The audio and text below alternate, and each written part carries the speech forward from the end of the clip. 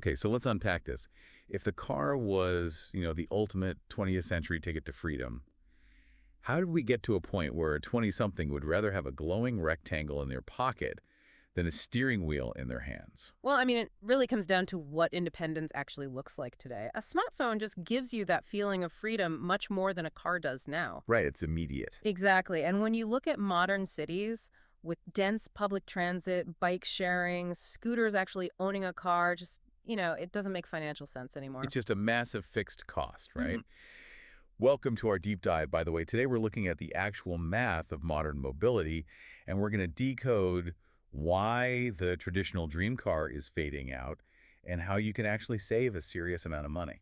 Yeah, and the inefficiency of that expense is just mind-blowing. I mean, the killer stat here is that private vehicles sit completely idle for 22 hours a day. Oh, wow. So 22 out of 24 hours, it does nothing. Literally nothing. And then you add in high entry barriers like crazy licensing costs and insurance. It's like buying a luxury home and only living in the hallway. Why are we paying taxes and insurance for a 22-hour paperweight? You hit the nail on the head. So, since you don't want the paperweight, the trick is figuring out how to finance the actual utility of moving around. Okay, so how do we do that? Because I know you had this broken down by income tiers. Yeah. So let's say you're working with a household budget around 30,000 euros. Taking on dealer debt is a bad idea.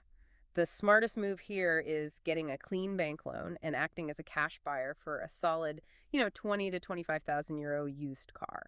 So avoid the dealership financing fees entirely. Exactly. The only exception is if your household qualifies for specific low-income government incentives.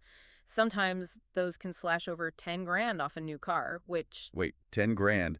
That makes buying new mathematically unbeatable. oh, totally. But say your income is closer to like 40,000 euros. You might want the reliability of a new car, but you really don't want to swallow that massive initial drop in value. Right, the second you drive it off the lot. Yeah, that's where you look at financing mechanisms with a guaranteed future value.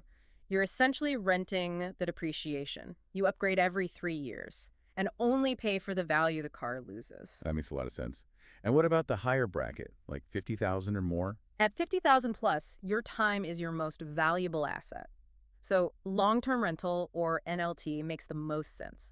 It's a flat, all-inclusive monthly fee, no maintenance headaches, no depreciation stress. Okay, but wait, let me push back on that a second. Even if you have the cash, are you saying buying a brand new EV outright is a bad move? Oh, a huge mistake. Think of an EV like a giant, very expensive smartphone. Because the battery tech gets outdated. Exactly. The tech is evolving so fast.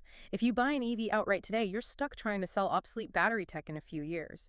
Long-term leasing protects you from that. But don't EVs have way lower running costs, like no timing belts, no spark plugs? Well, yes, they have about 30% fewer moving parts, so you do save money, but usually only after you hit around 60,000 kilometers.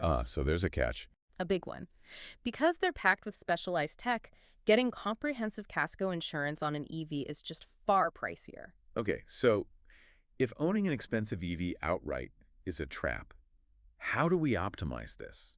Because I know people who buy these massive, like 50,000 euro SUVs just for one family road trip a year. Oh, the total car trap. Yes. Buying a vehicle for your absolute maximum need instead of your daily reality. Because keeping that huge SUV for a 10-day holiday ends up costing what, like 9,000 euros a year? Yeah, the math is brutal. But there's a hack for this. It's called the dual vehicle strategy. Okay, here is where it gets really interesting for you listening. How does this work? You buy a smaller 25,000 euro electric city car for your daily commute. That costs maybe 350 euros a month. And for the vacation? You just rent a luxury FTV solely for those few weeks. Set aside about 600 euros a year for that.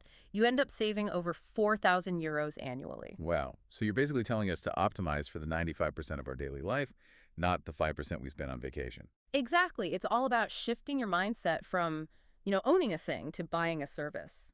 I love that. It completely reframes how we look at mobility. Thank you so much for joining us on this deep dive and sharing these strategies. Oh, thanks for having me. And thank you for listening. As you go about your week, try looking at your own transit costs through this lens of service versus possession.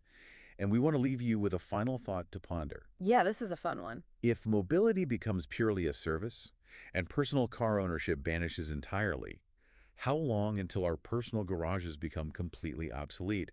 And how will that radically reshape the real estate of our neighborhoods?